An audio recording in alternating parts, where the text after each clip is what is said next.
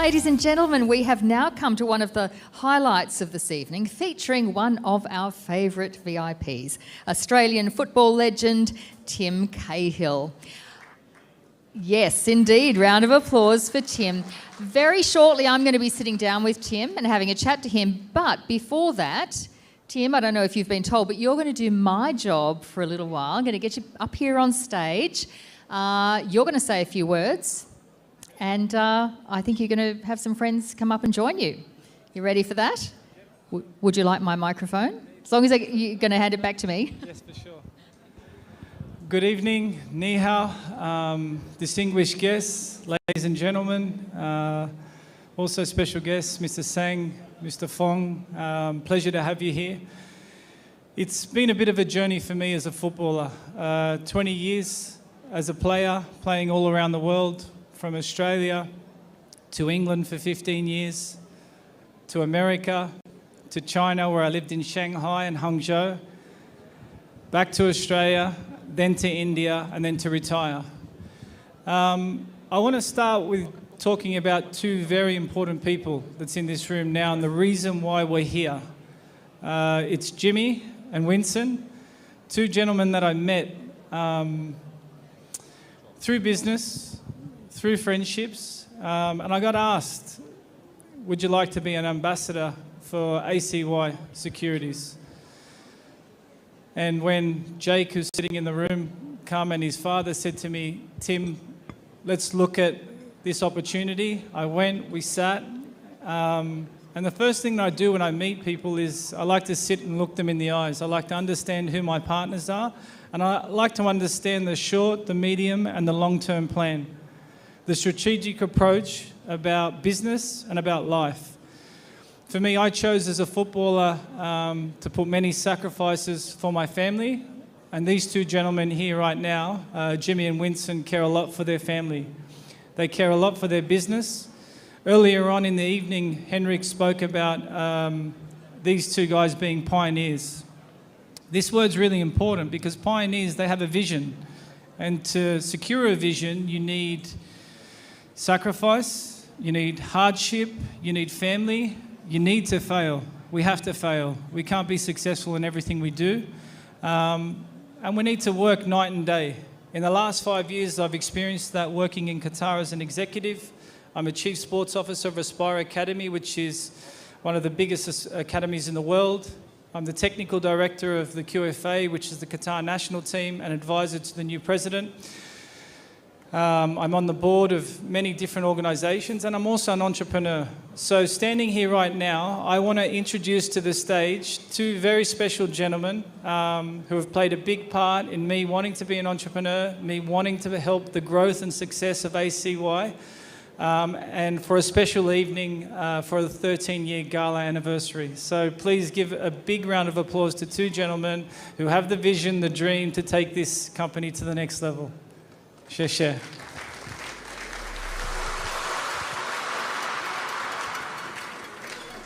Don't be shy. You make me get on stage. Now you've got to get back on. Thank you so much. Thank you. Thanks, Steve. We're going to do an official signing, yes? Yep.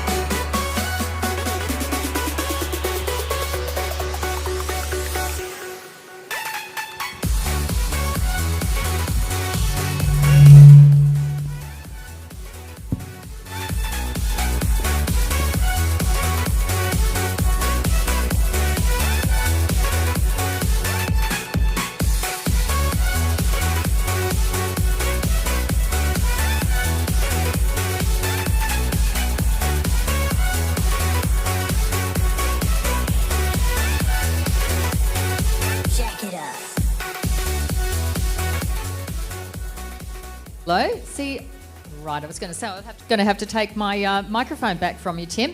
Thank you, gentlemen, for being here.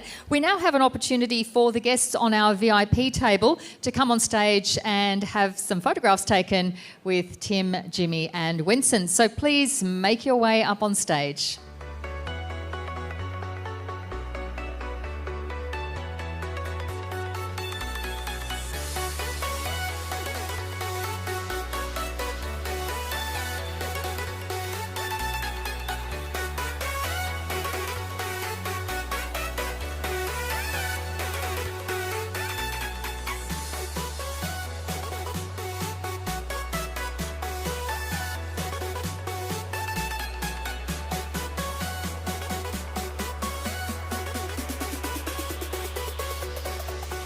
Tim, the last time we spoke, I don't know if you remember, but it was back in 2018.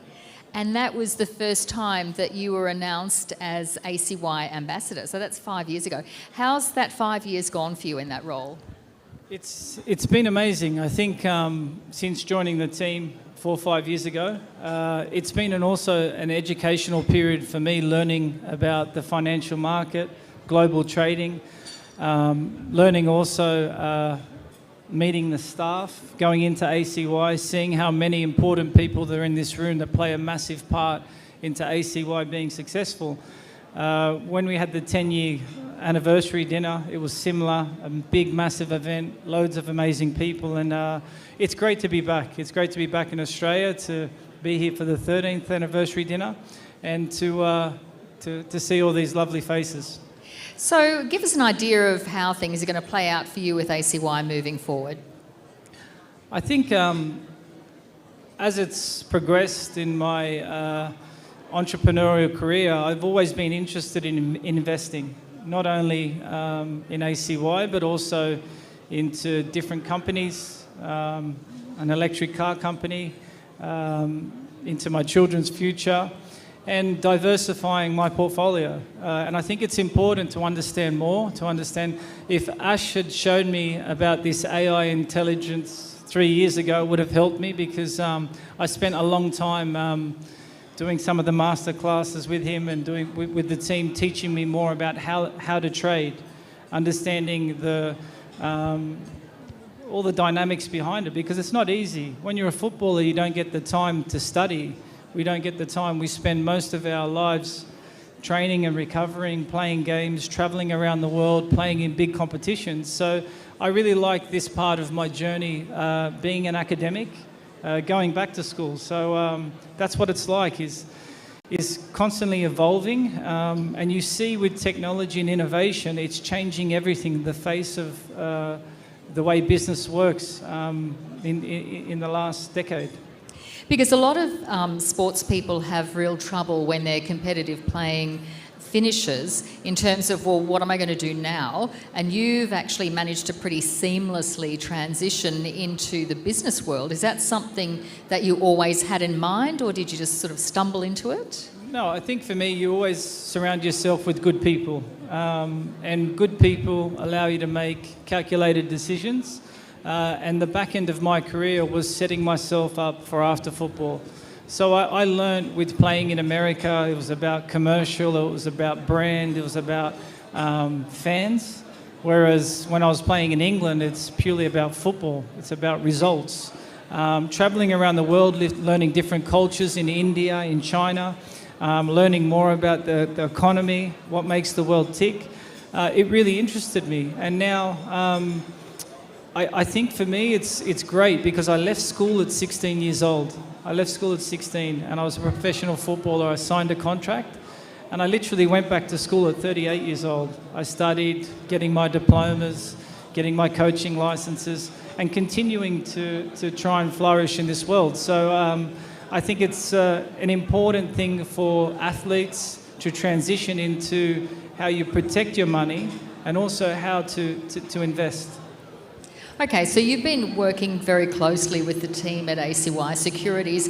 How has that collaboration contributed to the success of various projects and indeed to your own personal growth, your own career growth? I think with the strategy, they're in many countries around the world, I think it's relationships. It's making sure that we can understand different markets, understand where the growth is, and also opening up all this technical part of what the gentleman was speaking about earlier. It's never ending, and if you sit still, it can catch up with you. But now the future is exciting, because to try and be listed and to be on the IPO and stock market and these sorts of things, this is where everyone wants to be. It's a long journey, but at the same time, without these goals that you set, you have to find that pathway. And I really look at that as the same as football in my career. I was never satisfied, because whether you win, it's forgotten, because the next game you have to win again. But if you lose, then you learn. So a big part of growth and success is people, is the people in the room. I visited the office again earlier in the year, and you see the same faces. You see the same faces, familiar faces. You see a family atmosphere. You see the environment where everyone wants to be and everyone wants to work, and at the same time, the dedication. So with ACY, I'm excited for the future, because I'm committed into being a partner and to being part of this growth, and to putting time and energy not only into football but now into the executive world. I think, and I think Ashley obviously touched on this, that for many companies, make or break is going to be how they embrace technology and move forward with it. And it's just incredible these days to see what's happening, especially with AI. How do you sort of keep up with all of that? You know what? I think we learn as we go, because Ashley's presentation was really important, because I remember them talking about the Trading Cup a long time ago, and the goals set, and learning about artificial intelligence and this trading scenario. It's what people need. It's something I was sitting next to Jimmy now, asking him about the new techniques, how you can follow someone to trade, and the algorithms behind the trading, and giving you the signals. These signals are important, because everyone needs a mentor. They need guidance. They need this support. And I think with the trading platform and all the technology that we have, this is making it more seamless. It's making the experience more fun. It's making it an educational tool, but at the same time, it's business. People, when you're in business, they want to make money. They want to make calculated decisions, and you want to be right. And when you're right, you're winning. So I think in this area, artificial intelligence is with everything, and social media, all the stuff that comes along with it. You're constantly learning every day. Okay, I'm not sure how you're going to answer this question, but it's a bit of a corny one. But are there any parallels between playing international sport and playing the international stock market? Yeah, definitely. There's not really a lot of room for error, because the small detail is what defines you on that final shot, on that play, on the strategy. We spend many hours as footballers preparing our bodies and minds to perform at the highest level. So it doesn't matter whether you're playing in a friendly game, a World Cup, in the Premier League. You have to study, you have to do the analysis on the other team, you have to prepare your body, you have to train. When you play football, and when I play football, if I'm playing for Australia, I play for the badge. I play for 27 million people. I sing the national anthem. So the way I execute is the same way I trade. I trade not to make mistakes. I trade to make calculated decisions, knowing also that not everything's going to be perfect, because you can't control everything. And I think we've experienced that with COVID. We've experienced that with many things. So being calculated and putting all the tools behind yourself as a footballer, and also as an executive, or whatever it is, I feel that when it's time to execute, you want to press the button and feel comfortable that you've made a calculated decision. So same when I score on the pitch, and same when I score off the pitch. Okay, I've got to ask you a couple of sporting questions. What about the Matildas World Cup campaign this year? Wasn't that amazing? Yeah, I think women's football is incredible. I'm lucky. I've got a daughter, nieces. Women are really at the forefront of sport, and I think it's fantastic. We're going to be spoiled next up with an amazing young lady that's going to share her journey as well. But the Matildas are a success story built off many years of sacrifice, and the journey is about how can we put them on a platform and how they've earned that platform to play in the biggest stages in the world. And when you talk about Sam Kerr, Hayley Rasso, Kaya Simon, all these girls, I'm really proud because I've got a daughter that's 16 years old and she's followed these girls. I took my daughter Sienna to the World Cup in France, Women's World Cup. She's been to World Cups when I've played, the last World Cup in Qatar, and also to the World Cup here in Australia. So I think it's great for grassroots. I think it's great for boys and girls to look up to Matildas and the Socceroos. But this is exciting times, and I'm so proud of them.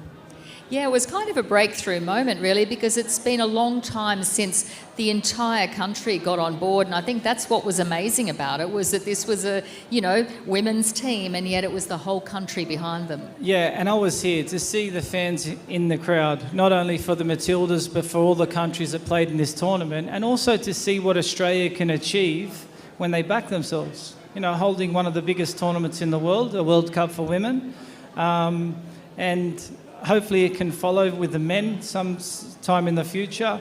We've hosted Asian Cups, we've hosted many big tournaments, but I think for women's sports, I think they've put them at the highest rank, and I think they're one of the best sporting teams in Australia at the moment, if not in the last 5 years. Okay, some more international footy news. Sad news that the great football coach Terry Venables passed away. Now, he was a bit before your time, I gather, but do you have any reflections on his legacy? Yeah, definitely. I think Terry Venables played a massive part in Australian football. It was before my time. I've been lucky enough to have met him and been in his company, and it's really sad. In football, in life in general, when you lose someone.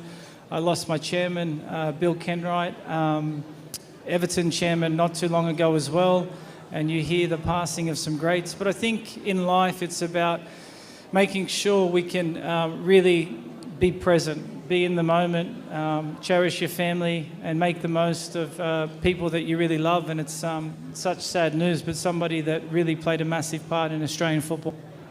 Okay, Tim, just in closing, is there any final message you'd like to give to the ACY team and clients tonight and fans who've supported you in your journey? No, for me tonight, I'd just like to say thank you. It's a pleasure to be here, such a prestigious event, to say thank you to all the staff that behind the scenes play the biggest part in the company. To Winson, to Jimmy, your family, to my wife, to everyone that's in here, from the bottom of my heart, thank you. I'm always still learning. I'm trying to support as much as I can, and also we're in a moment now where it's a real good time to invest, and this is a business and a company that's growing, and you invest in people, not only in products, and ACY is part of my family, and I really appreciate. So share, thank you, and appreciate everyone's time. Tim Cahill, it's always an honour and a pleasure to speak to you, and thank you for all the work you do as ACY's Global Ambassador. Please give a big round of applause to Tim Cahill.